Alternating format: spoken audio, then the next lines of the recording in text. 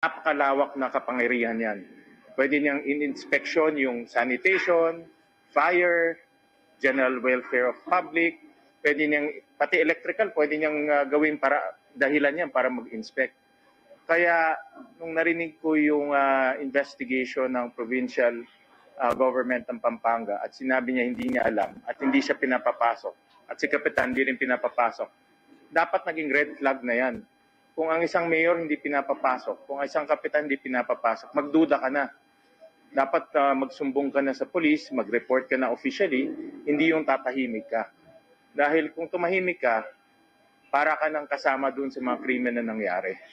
Kaya hindi dahilan yung hindi ako pinapasok. Lalong hindi dahilan, hindi ko alam. Ikaw yung mayor, ikaw yung kapitan. Dapat alam mo yung nangyari sa lugar mo. Kaya rin nagpapasalamat ako sa provincial government ng Pampanga dahil nagsagawa na sila ng investigasyon. Napaka-detalye yung kanilang investigation. In fact, marami na silang nagawa para sa Senado sa kanilang investigation. Ngayon, ang importante ngayon, sino ang mananagot? So, para sa akin, hindi pwedeng alisin ng local government yung kanilang accountability. Hindi pwedeng alisin ng barangay yung kanilang accountability. Lalo na sa ganitong skill. No? Dahil 2,000 dayuhan, pumapasok, lumalabas, at hindi ka pinapapasok doon sa lugar, dapat nagdududa ka na kaagad. Sa base rin sa mga information, itong Pogo Hub na ito, meron ring links doon sa Bamban Pogo Hub.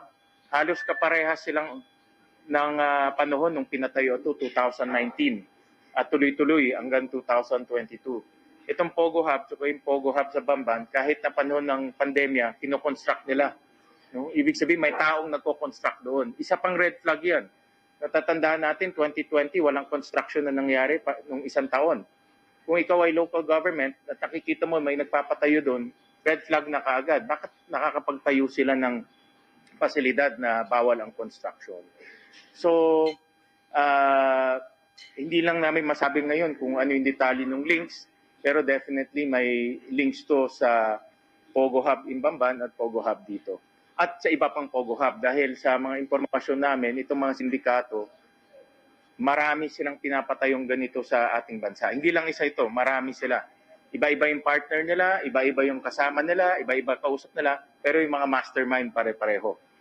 So hindi lang namin masabi ngayon dahil under investigation pa rin, but so far yun yung nakikita natin. Kaya yung sinasabi na argumento may legal at illegal, walang legal at illegal dahil yung mastermind nasa legal eh.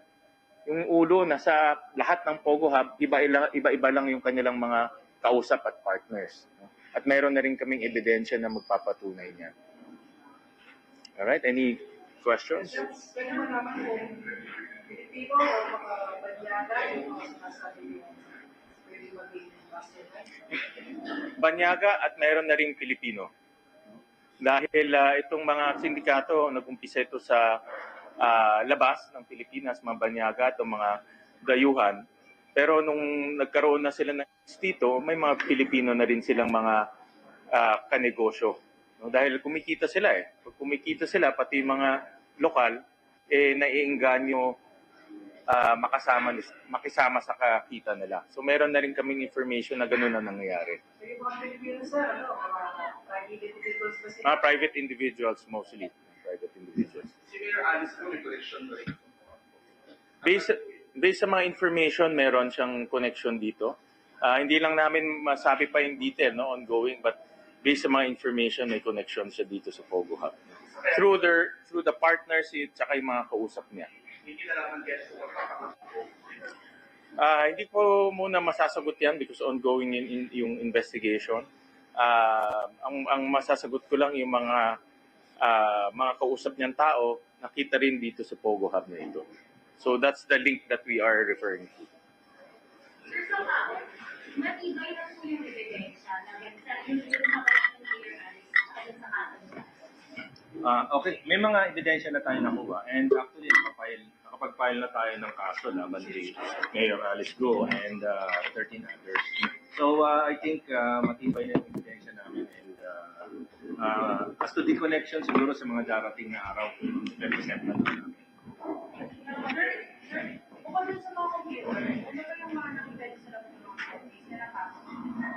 Well, yung mga nakita natin na yung pinamangha namin na lang, yung text blasters. Yung text blasters kasi na yun yung ginagamit para sabay-sabay makakapag-text blast sila sa iba't ibang cellphone. Pwede sa cellphone ninyo, sa cellphone ng ordinaryong tao, cellphone ng mga dayuhan, ng mga niloloko nila. Sabay-sabay nilang nagagawa yan, using those text blasters, yung mga nakita nyo na yun.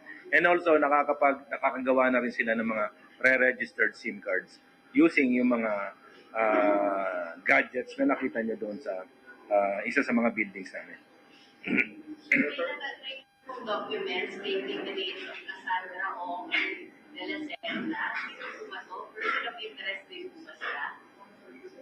Sa amin, kasama sa investigasyon, especially si Cassandra Ong. And as to kay De La Serna, kasama rin. Dahil part ito ng mga documents na na-recover namin dito sa loob ng Pogo Hub na ito. Who are they, sir? Who are they? Sino po sila? Anong papel nila dito? Si Cassandra more on the management side. And as to the participation ni De La Serna, iniimbestigahan pa natin. Senator, did you achieve or lahat ng katanungan nyo nasagot po ba sa pag-iikot dito o meron pa rin kayong mga katanungan? Well, yung objective natin ngayon ay unang-una para makita natin yung lawak ng operasyon nitong Pogo Hub at makita natin yung modus operandi na ginagawa nila. Pero halos pare-pareho itong mga Pogo Hub. May pattern ka makikita, self-contained.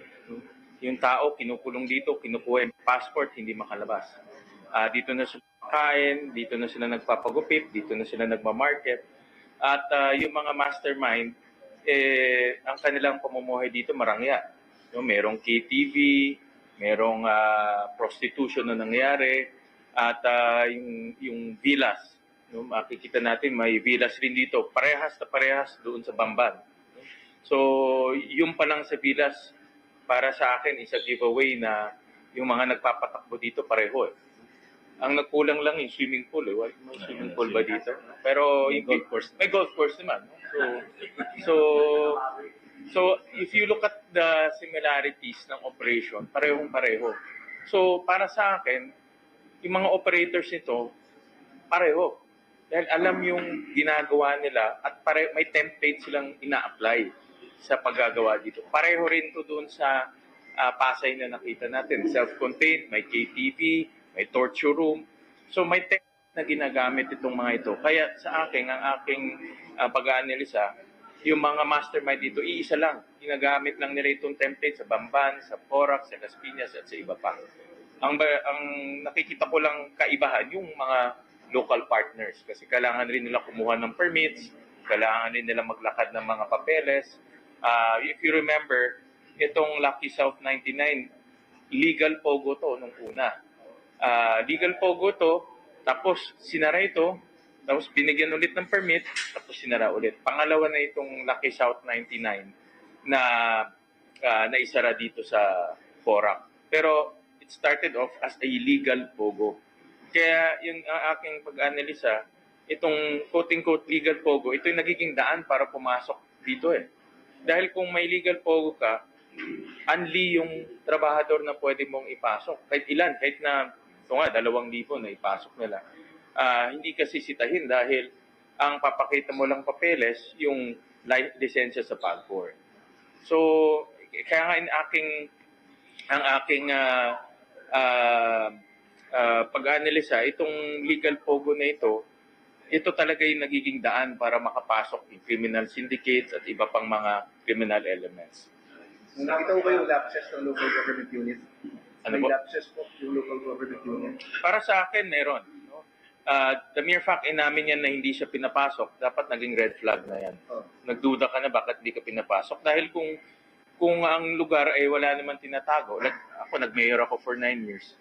Pag humingi ako ng pagbibisita at wala naman tinatago yung mga factory, papapuntahin ka pa, pwede pa nga kami mangampanya sa loob Pero pag sinabing bawal, magduda ka na. At marami kang powers. Ang mayor, yan ang design ng mayor. Binigyan ka talaga ng maraming kapangyarihan para hindi mangyari ito. Ultimo nga yung mga electrical, pwede mo i-inspect yan. Ultimo yung sanitation, yung for example, may baho sa loob, pwede mo i-inspect yan. That's the power of the mayor. Would you also recommend sa suspension? Pwede yan. Pwedeng tignan yan. Dahil